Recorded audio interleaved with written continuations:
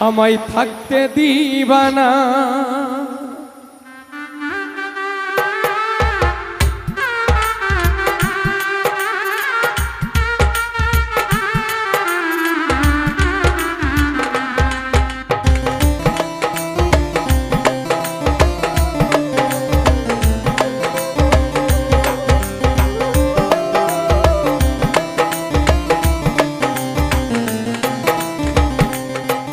High রব্বানা এই দুনিয়ায় পাঠায়া কেন থাকতে দিবানা।